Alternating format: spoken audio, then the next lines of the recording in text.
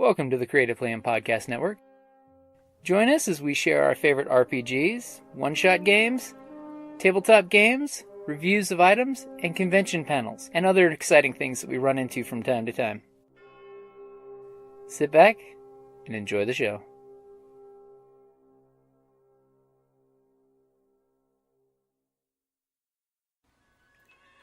Hi, this is Kelly, aka Trixie from Ragnarok and Roll, a Scion to Ragnarok story, and Tilda Wimblewick from D&D Journey of the 5th Edition. First off, I would just like to say thank you to everyone for listening to our varied adventures, as well as for rating us on iTunes and RPGpodcast.com. If you haven't rated us yet, we would greatly appreciate it if you could. And if you're looking for more ways to support our efforts, we are now on Patreon, a great site where you can help us continue making more podcasts, as well as some special surprises for our patrons. If you can, please look us up at www.patreon.com/cppn. Every little bit helps. And again, thank you for listening. Hey guys, Jim here with Creative Playing Podcast Network. Welcome back to #RPGADAY2018. We are now on the 19th. Yesterday it was art. Today it's describe what music enhances your game. So, I gotta say, I do love this question because I like using music at the game table. I mean, on the podcast you guys have heard that we use music, but on our non-podcasted games we use a lot more music. I mean, one of the features that I really do love is on Patreon, one of the folks that we support is Tabletop Audio. They have an amazing collection of ambiance music that you can just, pop on your desktop and just enjoy in the background. It's one of those of, you can sit there and all of a sudden, ping, there's music that immediately sets the mood, gets the group on edge. It's just like when you're playing, when you're listening to a movie and you hear the suspense music. You can, switch the channel and all of a sudden turn on that red alert klaxon that immediately will get the group tense. Like a classic Star Trek moment when the red alert klaxon goes off and the group immediately knows to shields up and get to your battle stations. Or all of a sudden you'll be running, some suspense, party music, and then all of a sudden change the channel to something slightly different. Music is definitely something that in our earlier games we used to make playlists where each character would they'd find a theme song, and that was one of the tricks that I was using to get players into their characters' heads. Was what's your character's theme song? We all know those classic movie characters that when you see them you sense their theme song in the background. When you see that heroic pose they're walking up and you're just bad to the bone, da da da da. Some kind of theme song that just presents your character. And what we did was we basically had every character pick, their song. Then I picked an equal amount of filler songs, and then we made a playlist out of it. And in game, whenever your theme song came up, that was kind of you get the little +1 moment during that theme song because it's your song. And if you get a chance, definitely check out Tabletop Audio, because he has a ton of content that he's made for folks of just ambient music. For a lot of the Star Wars and things like that, I love his starship sounds because he has literally a soundboard that you can fill in with multiple items all at once. So you can have the whooshing sound of the engines followed by the whoosh, whoosh, whoosh, whoosh of doors opening up, and you can actually literally play with it almost like a sound mixer on the table, which is nice, as long as you just don't get too distracted as a game master, because that does happen sometimes. And I know there's a ton of great sources for audio and things out there, but definitely my number one recommendation is definitely check out Tabletop Audio, because it's one of those and it's pretty much, he puts it out there for everybody, which I love. It's one of those of, even if you don't support him on Patreon, you can use it. And the nice thing is when he does his music, it's usually 10-minute tracks, so that way he can pop it out there and the track just keeps running on a loop, which is really cool. So that way it becomes hands-free for the GM, or you can have a player take care of it for you, which is really nice. So have your players pick theme songs, which is great, and bad guy theme songs is great too. I mean, if you pick some kind of just a orchestra along the lines of like Star Wars, you know, the impactfulness of the dun dun dun dun dun dun dun dun dun dun dun dun dun dun dun, and immediately you know Vader's popping on scene because it's his theme song. You know, so that's one of those of definitely think of adding music to your games. I mean, I wish on the podcast copyright laws would let me do a little more.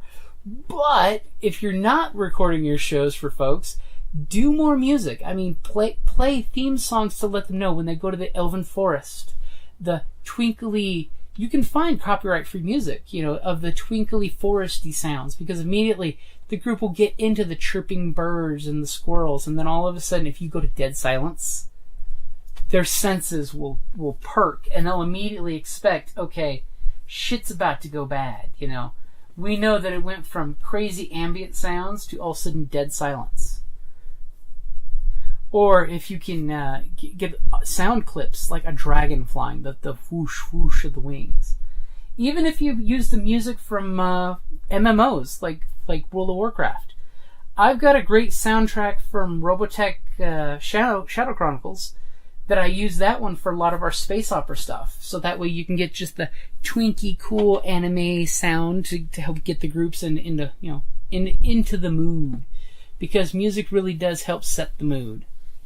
And besides, music can really bring your players to the right place to pull them out of their day and into their characters. So definitely be willing to use music at your gaming table, and definitely check out Tabletop Audio. If I can say anything about it, is he's a great guy. He's offering great amounts of things for pretty much free, and you will fall in love with the Tabletop Audio when you play with it. If nothing else, just get in there and just play with it. You know, you will enjoy it a lot, especially since there's like laser swords and blaster sound effects. There's swords, axes, arrows, all kinds of things. He's also increased it with a few new cyberpunk and a few more Lovecraftian, Cthulhu-esque soundtracks, as well as, but my favorite is still the droids from the space one. So definitely use music for your players.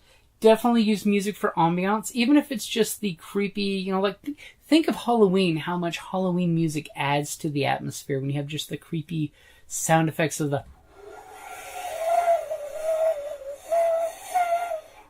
wind and the clacking of the doors. I mean, I was having a conversation with somebody about Resident Evil games. The way that their sound so enhances the mood, like the squeaking gates and the squeaking doors, you know, it's... Definitely use music. It's a great tool. Every GM needs more tools in the toolbox. And if you're a player, ask your GM if you can do music if they don't. You know, make sure it's not distracting or too high volume, but music is a great thing, and it's a great inspiration. I mean, just look at, like, Abney Park. They're a musical band that their RPG is based on their songs, because every one of their songs is a story.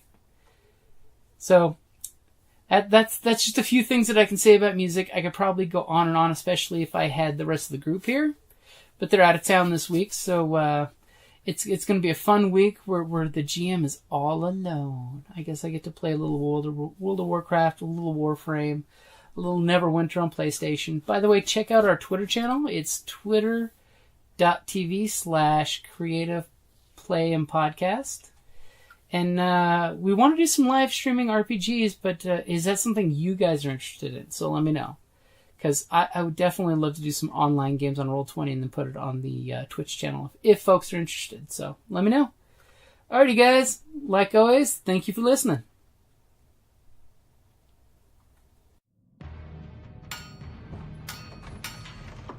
Down in the depths of the mountain, we dwarves spend our time forging powerful weapons, mining precious gems and metals, and feasting like kings. But after a day of digging for the next Arkenstone, this dwarf likes to come home to a package full of loot.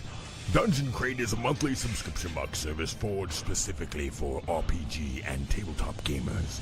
Miniatures, dice, tokens, coins, maps, modules, terrain pieces, handcrafted items, RPG jewelry, and more are yours for only a few gold per month. You even get a digital crate along with a physical one as an added bonus. So are you brave enough to reward yourself with a dungeon crate? By Morden's beard, I hope so. DungeonCrate.com. Let the adventure begin.